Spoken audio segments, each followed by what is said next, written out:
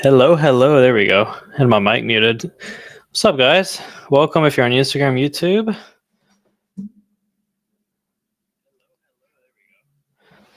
Whoa, let me turn myself down. That's probably better, right? Can everyone hear me okay?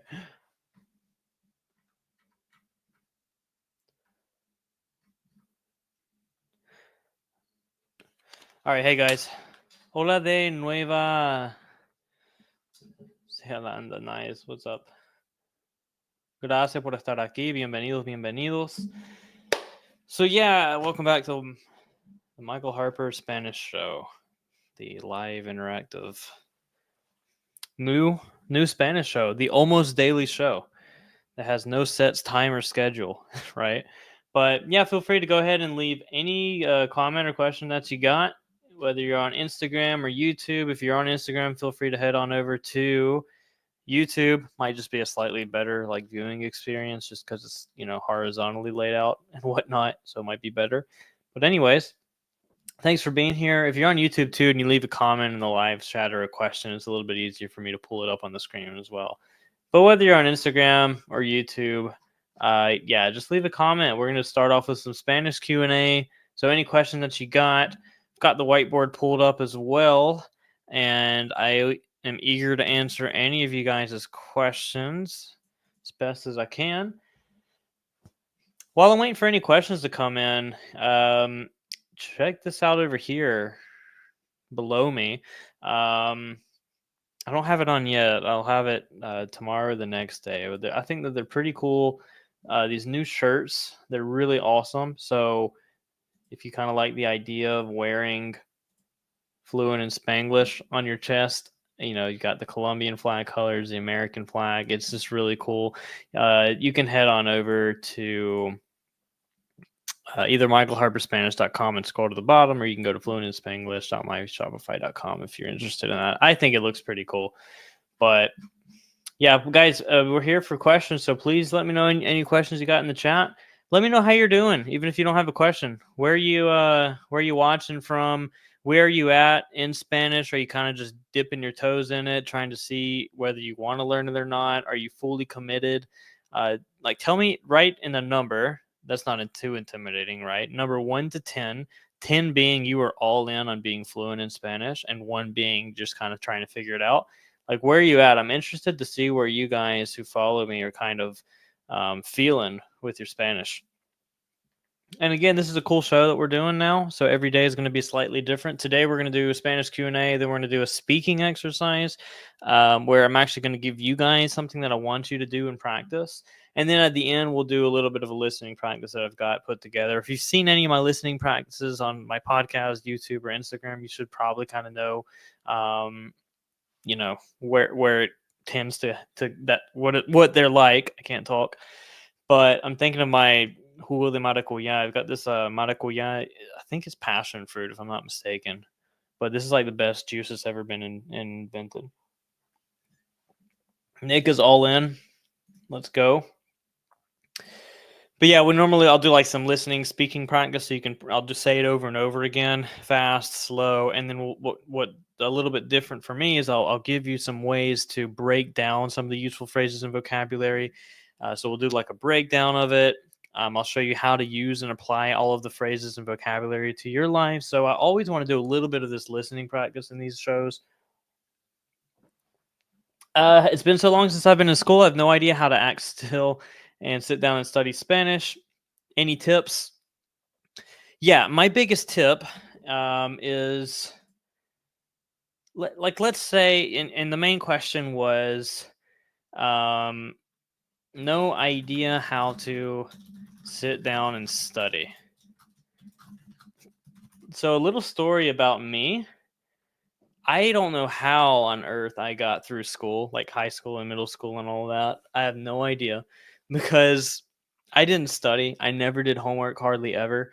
And same thing went with Spanish. Like when I was studying and learning Spanish, I just like there would be few moments where I would sit down and study. And I think that's actually what helped me learn, because what did I do? I thought, okay, Spanish is a language. I want to be able to speak it.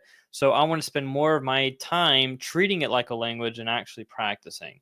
And so what I would recommend you do is just, instead of thinking sitting down and studying, and that's actually the people who have the most trouble learning Spanish, are the people who treat it like a class, the people who treat it like a subject material, to where they're like, okay, I'm going to dedicate half an hour a day to study this thing, and then I'm going to turn my brain off to it the rest of the day. That's not what you want to do. You want to treat it like a language, right? It's not like math. It's not like calculus, where, oh, I can study calculus for half an hour and then I can not think about calculus the rest of the day. You want to think, how can I apply the Spanish language to my life?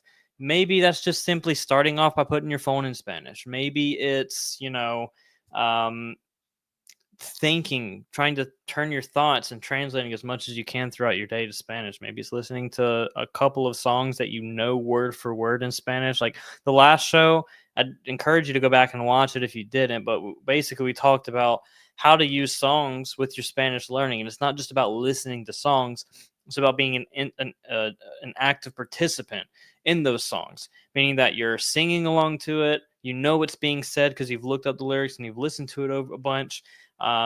You're taking the phrases and you're applying it to different areas of your life. So, yeah. Mastering the subjunctive. Okay. Shoot me a message on Instagram later if you're interested in that. I can maybe help you out some more. But we can do some subjunctive practice. If you want some subjunctive practice today, let me know in the chat. So I would say if you're at like a 6, so I kind of asked, like, on a scale of 1 to 10, how serious are you with the Spanish thing? If you feel like you're at like a 6, I think what you're lacking is what I just talked about with Lori's question, was applying Spanish more to your everyday life. Like if you practice putting your thoughts in Spanish, the music in Spanish, the things you type. I used to take notes in Spanish in different classes, like even English class or history class. I would take notes in Spanish with, the words that I at least knew. And it puts your brain into a survival mode where your brain's going to go, either we learn this thing or we're not going to function as a human. And when your brain kind of flips that switch to where you convince your brain, like, hey, we have to learn this thing, then you're going to learn a lot quicker. I promise you. Let me check some of the Instagram messages real quick, guys.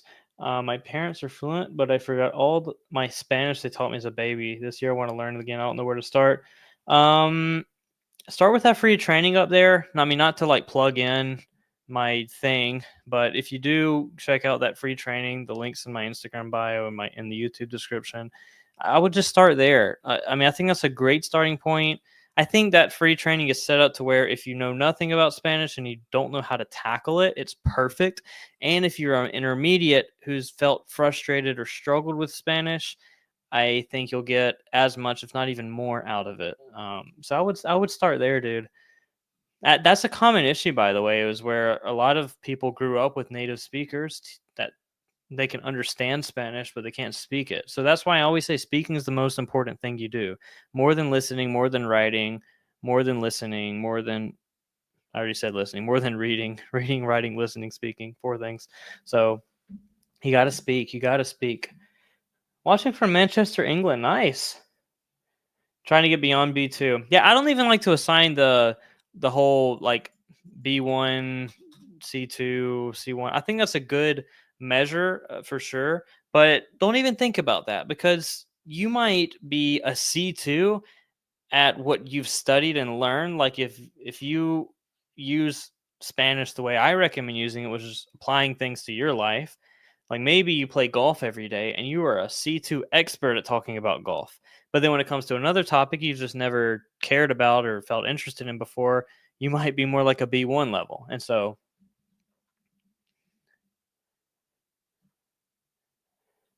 he estado aprendiendo durante 2 años, pero tengo un maestro o clase mole. Nice. Good for you. Good for you, Jay. Yeah, I'd love to. So you've just come across me, a little brief background on myself. Ya estás viviendo en un país hispanohablante.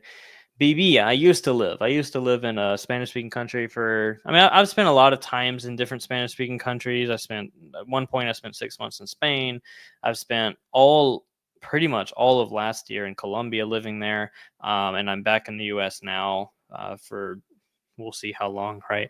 But before I went to any of those places, I was already fluent in Spanish. So the thing about me is that when I decided to start learning Spanish, I wanted to figure out how do I do it faster? How do I get better at this thing?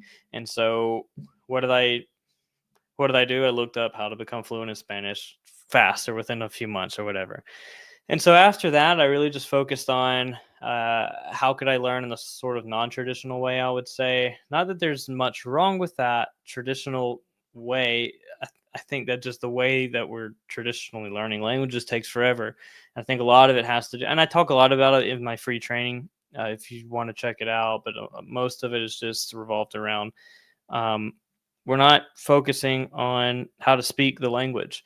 We're focusing on how to study just enough to pass a test or like just enough to like get that Duolingo question right. But that's not really using a language, not how babies learn.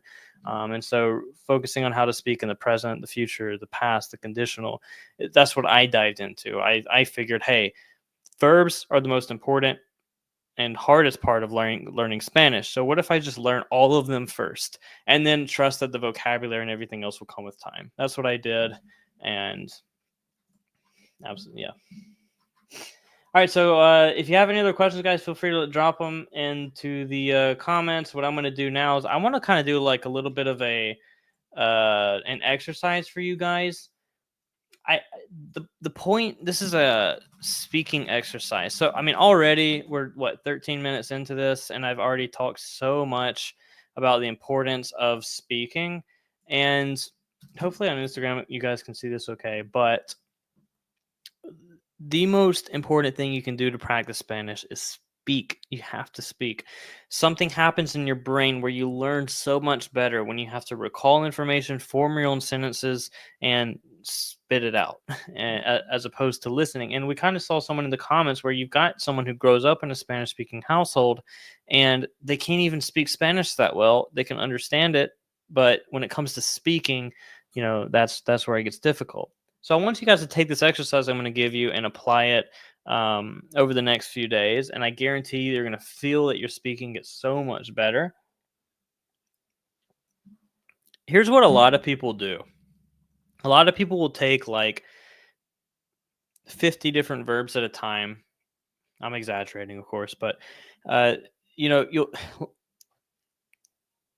let's say you're working on the past preterite tense. So people will go through these past preterite tense exercises with a bunch of different verbs.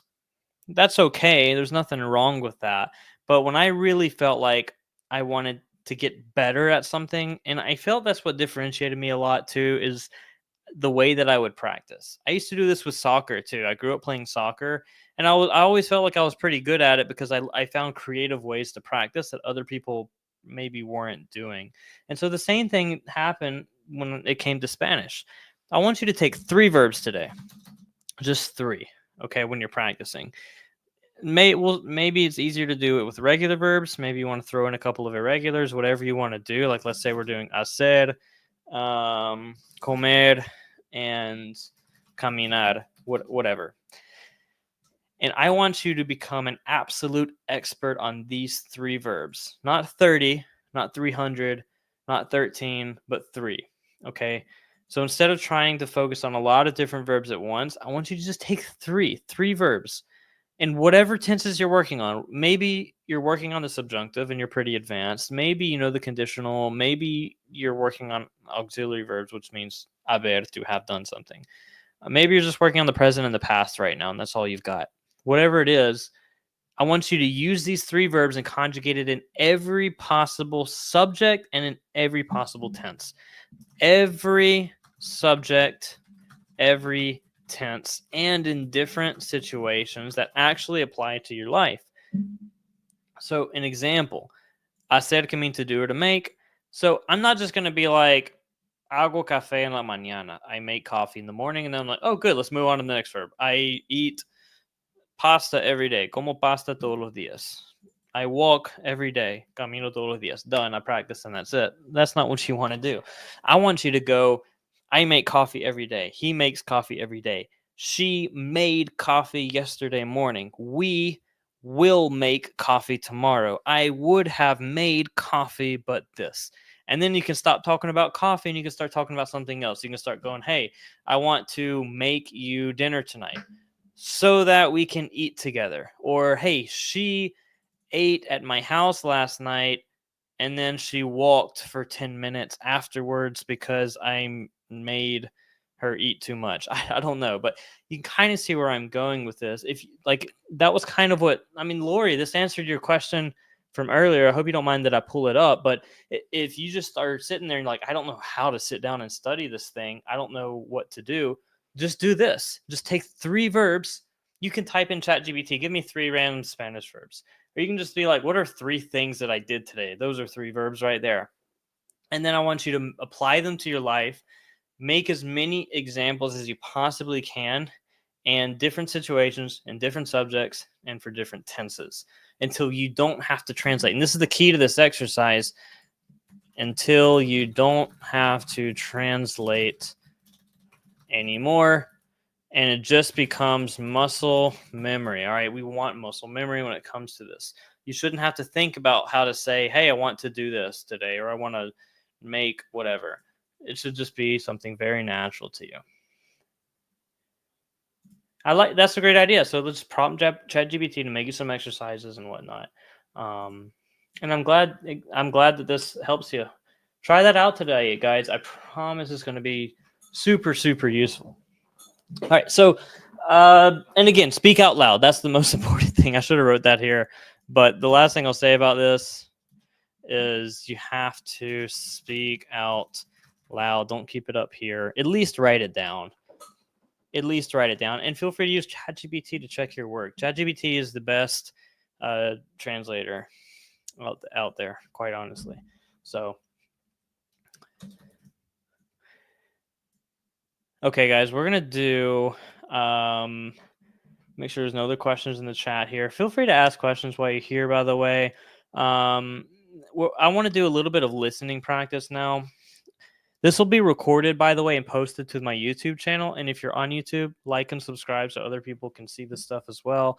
And you'll be notified for these new things. But yeah, let's do some listening practice. If you came in late, again, you can see the recording on YouTube later on.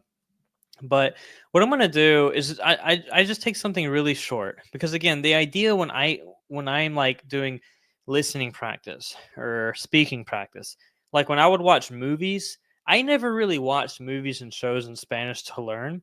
And when I tried that method, because I always heard, oh, you watch the stuff in Spanish, and I would do it, and I felt like I got nothing out of it. I would watch 2-3 hours worth of a movie or a show in Spanish, and then afterwards I'd be like, I don't feel like I got better at Spanish. If anything, I feel like I got worse. And so what I ended up doing is I would just take like a 2 to 3 minute clip of a movie, just part of it, rewind it over and over again with subtitles, write down what they're saying, and then I would act it out. I would speak it out, and then I would take those verbs and vocabulary and use it in different situations. Like if there was a part of a movie where I was like, oh, that's a good verb. Like if I heard someone say todo salió mal, like everything went bad, or there's different scenarios for this you can use, but I'd be like, ooh, I can see myself using that tomorrow. I can see myself using that in conversation. So I'd say it over and over again. And I would watch it and listen to it over and over again, where it just became muscle memory, where I heard it. I didn't have to like do this whole translation gap between here's what I heard or here's what I want to say. Now what's the translation? And then let's figure out the conjugation and then spit it out. It's like, no, it's just muscle memory. It just came out. And so I'm gonna say all of this real quick at sorry,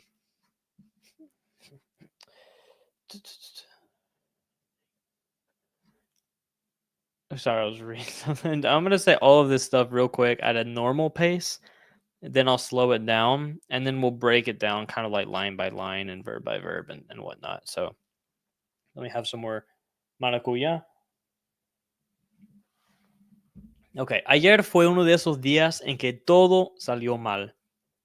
Primero, mi alarma no sonó. así que me desperté tarde. No tuve tiempo para desayunar y cuando llegué a la oficina me di cuenta de que había olvidado mi laptop en casa. Tuve que regresar y por supuesto había tráfico. So kind of ended on a cliffhanger. I'm going to read it one more time. I'm going to read it in English and then I'll read it one more time slow. So yesterday was one of those days in which or that everything went bad. Salir, by the way, means to go out, but you can also say like went out.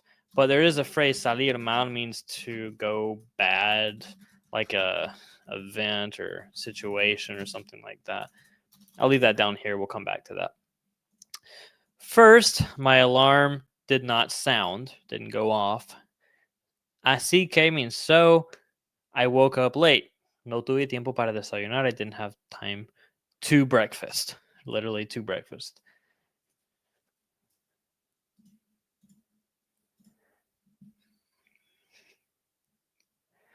Cuando llegué a la oficina, when I got to the office, I realized that I had forgotten my laptop at home. Tuve que regresar y por supuesto había tráfico. I had to come back, and of course there was traffic.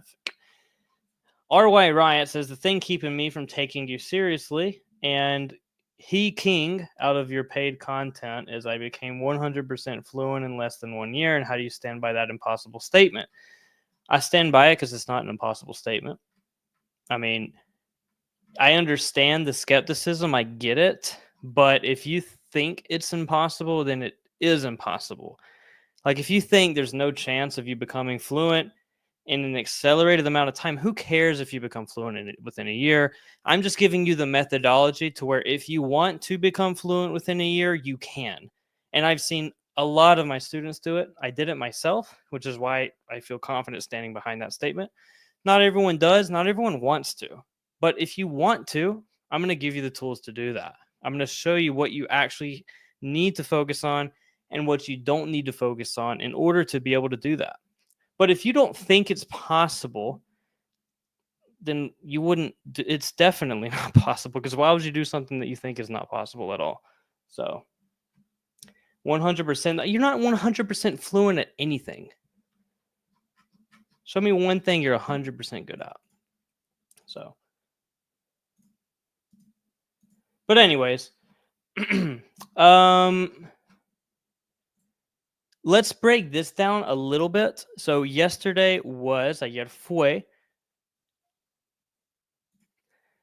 Thank you. So I mean, yeah. But anyways, let's see. If you're stuck up on the 100% thing, like, I'm sorry, just don't take life so literal. I guess. I mean, if you're looking at it like 100%, I mean, it's language. It doesn't mean that like you're gonna be like a Harvard level of. Like I wouldn't consider myself 100% fluent in English for crying out loud. So just don't get mixed up on that. But hey, I do hope I hope the best for you if you're learning Spanish. I like my whole point, and this is kind of what I don't know your name, sorry, but this guy was kind of asking me about was kind of like, what is my whole thing? My thing is revolved around I knew that I learned Spanish in a more efficient, I think better way, faster way than most people. And my whole thing is I want to share that with people who were just as serious about learning Spanish as I was, who didn't want it to take 4 or 5 years to do it. And so that's my whole thing. I just want to serve you guys, give you what helped me. And that's what I'm trying to do, guys. And I know that it works because I've seen it work, not just in myself and in people that I've taught and in other people that I haven't taught or just people that I know, people I've seen online, all kinds of stuff. So let's go back to this. Sorry, I just wanted to get off track. I got off track a bit. So I think this part's pretty self-explanatory. Yesterday was one of those days.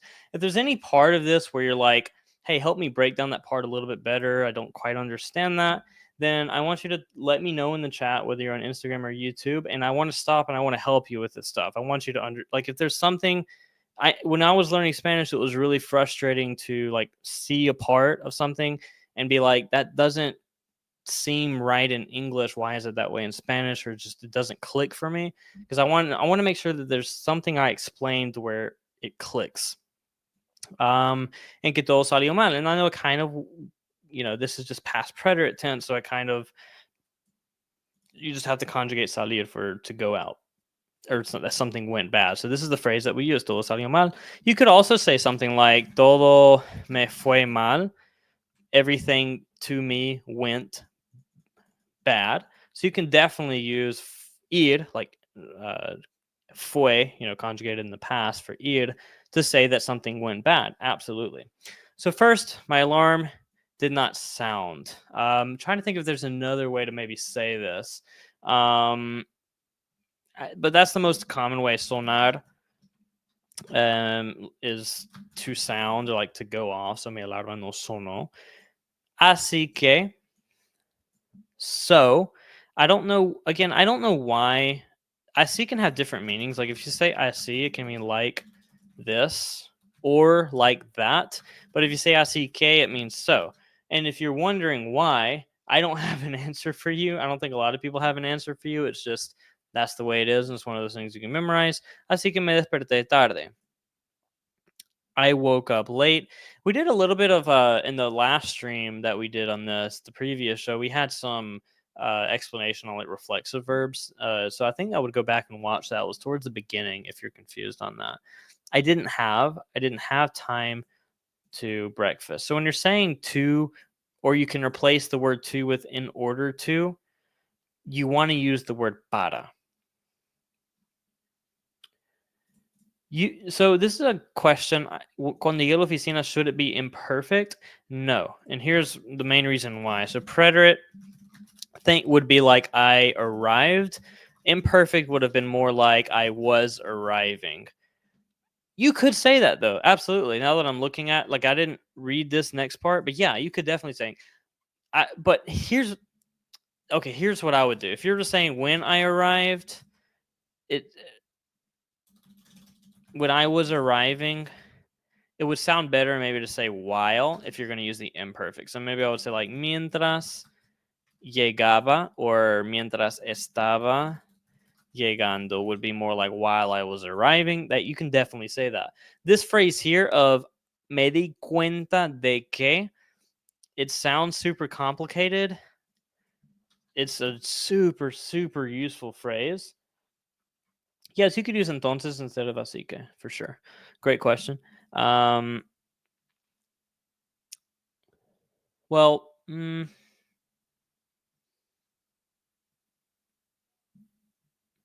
yeah, it sounds better to say así que, more natural.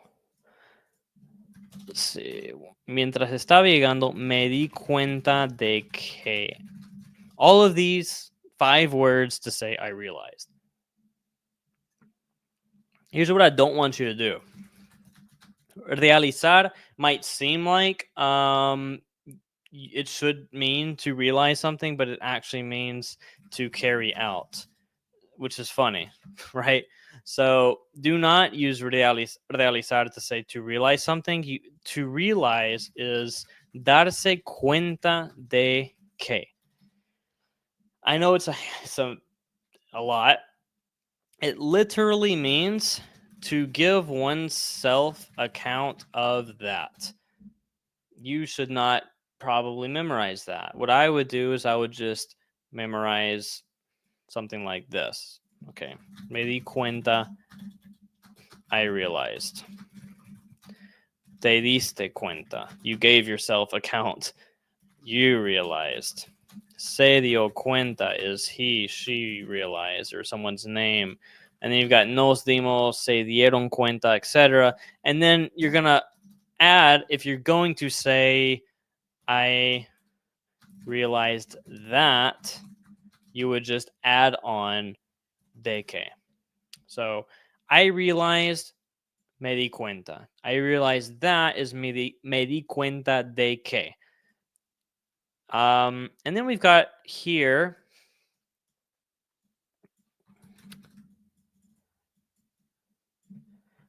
había olvidado. I had forgotten. is the translation for this. So había is that you had done something. And then olvidado comes from olvidar, to forget. And then you want to put it in the past participle form to say forgotten, and it becomes olvidado. So that's kind of how we got to this point. Había, I had. I'll write it in parentheses if it's easier for you to follow along. And then olvidado, which comes from to forget, past preterite or past participle, excuse me. So I had forgotten my laptop at home. I had to, so it comes from tener que meaning to have to do something. Y por supuesto había tráfico, and of course there was traffic. The two ways to say, I think this is really important. The two ways to say that there is and there are is hay. It doesn't matter if it's singular or plural, but if you wanted to say there was or there were, you're either going to use, let me put my keyboard in Spanish real quick. You're either going to use había or hubo. And hubo is preterite and había is imperfect. I would always just say when in doubt, use había. But había is more like when you're describing something, and then hubo is more like there was something there, but there's not anymore. So just remember hubo, something was there, not anymore. Like if I say, hey, there were 5 people there, but those 5 people are now gone, I would say hubo 5 personas ahí, and then they left. Whereas había is for everything else. Okay. Any questions about that, guys? Excellent class. Thank you, Gary. I really appreciate that. Yeah, I hope you guys have enjoyed this. I really do. I hope that these help. Again, this is going to be like an almost daily show. So no real set time. I kind of like this time of 7 o'clock Eastern Standard Time. You guys, of course, let me know or message me if this time maybe doesn't work, or if you prefer a different time. I really appreciate that. I appreciate the feedback, guys. Again, I have resources. I have ways that you can connect with me. So free training, right? And if you're interested in my full paid Spanish program, I give a ton of really useful, just conceptual information about my methodology, how to accelerate and be a better Spanish learner. It talks about how I was able to become fluent within a year, how you can just be a much more efficient Spanish learner and do the same, how you can be speaking Spanish in a much faster way. At the end, you'll hear more about my full paid Spanish program if you're interested in that, and you get a discount off of it for signing up for the free training. But again, that's a way to connect. That's the best way if you want more from me, a very structured program, a very structured just presentation on how to just be a better Spanish learner. I will do better next time, Jennifer, to not, and that's a great point. I appreciate you saying that. I'll do a better job of not using technical and grammatical terms. I'm not a grammar guy. I always, like, when I teach Spanish, I always try to keep like the grammar rules away from it, if that makes sense. Like I just don't want I don't want you to get caught up like I don't know what the preterite is. It's like that, I didn't either. When I went to teach Spanish is when I had to go back and like relearn those names because I had forgotten it. Like for me, I would look at something and be like, preterite tense. Okay, what does it really mean? Okay, I'm just gonna know how to conjugate it, when to use it, and then forget about like the technical name of it. So I'll try to do a better one. Yeah, I think you mean bordering on a C1 because it goes A1, A2, B1, B2, C1, C2. But absolutely, if your program is awesome, if you're an intermediate or a beginner, I actually think if you already know some Spanish and you're an even intermediate advanced, you'll get even more out of it because you'll be able to do it faster. I've had a lot of people who've said that, but you know, I know you'll be fine. You'll get there. Just hang on. Just hang on.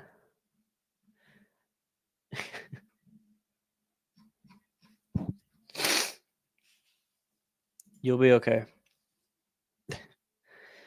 If you're on YouTube, guys, thanks for being here, and please subscribe to the channel. and like this live stream, like the video, just helps people to see it. I'm excited about this show. It's going to be an almost daily thing, and so. All right, any last minute questions, guys? I'll probably be live tomorrow. Crazy day tomorrow. I've got probably won't be, but if not, almost sure I'll be live on Wednesday again for another show.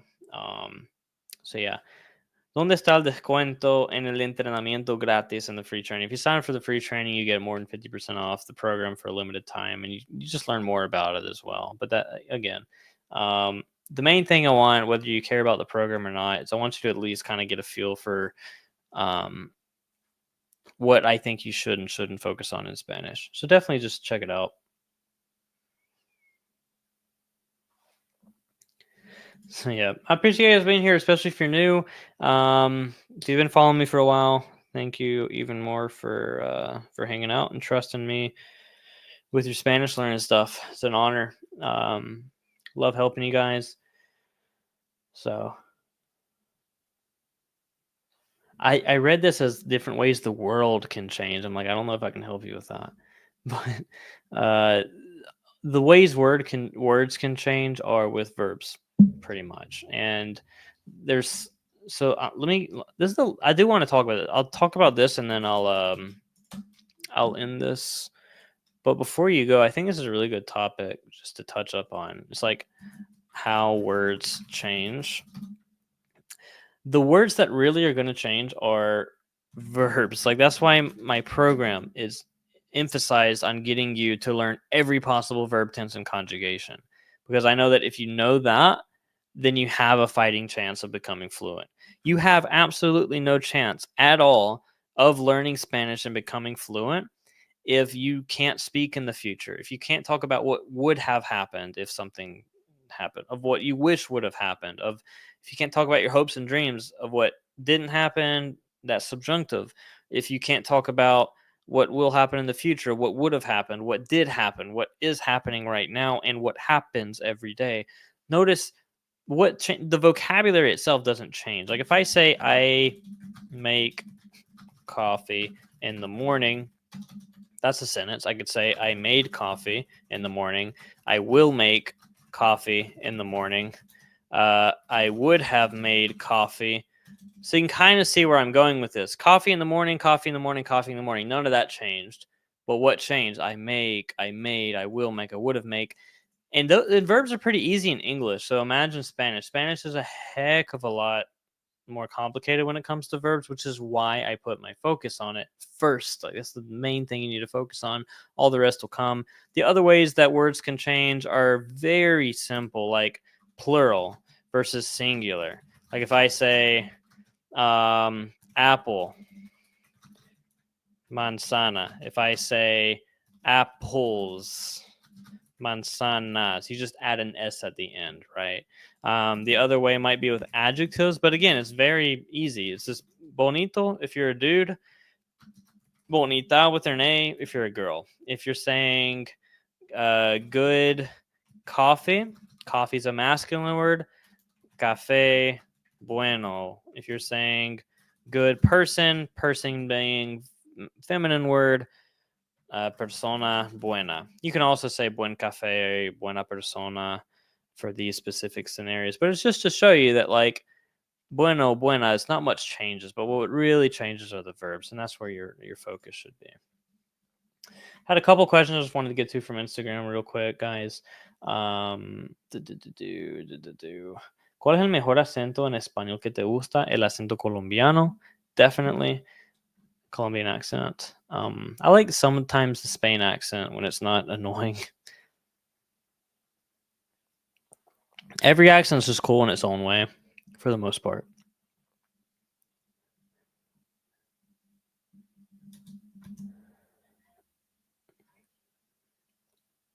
Por las mañanas, Gary. Mañanas. All right, we'll see you guys. I'm going to hop off now. If you have any other questions or anything, Michael, do you think finding most common verbs are useful in order to find more verbs? I'm at a stage where I'm really not sure what to focus on learning. Absolutely. I used to have a big I think it's called the Baron's Book of like 501 verbs that I would have, and I would flip through it sometimes. But my biggest thing, what I would do is every time that you hear like a new verb in English throughout your day and you don't know it in Spanish, just write it down. And eventually you'll have a long list of not just random verbs, but verbs that you've actually used in your life, which means that they're way more useful than just some verb that you picked up off of a vocabulary list. So go throughout your day, write down stuff you don't know, and then go figure it out later on. And that's my favorite way of finding new vocabulary and verbs. So yeah. Awesome, guys. Well, check out the free training if you haven't already. Sign up. Links in my bio on Instagram, the description on YouTube. I will be live probably not tomorrow, if not the next day. If I am live tomorrow, it might be around like 1 o'clock p.m. Eastern Standard Time. But I really do appreciate you guys being here. I know I say it a lot, but I really do. Thanks for following me. Thanks for trusting me with your Spanish. See you guys in the next one. Ciao.